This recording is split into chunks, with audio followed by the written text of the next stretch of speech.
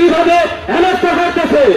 আপনারা যদি এই স্বেচ্ছায় পদত্যাগ করে বাংলার জনগণের কাছে আরেকটা দাবি রাখতে চাই, যে স্বাধীন রক্তের মাধ্যমে অর্জন করেছি সেই স্বাধীনতা রক্ষা করা এখন যাচ্ছে। আমরা তাদের এই হিরো চক্রান্ত কিন্তু সফল হতে দেব না। আমরা তাদের বিরুদ্ধে সবসময় লড়তে রাজি আছি। আর আমরা চাচ্ছি আমাদের এই ভাইদের খুনিদের বিচার অতি শীঘ্র হয়ে যাক।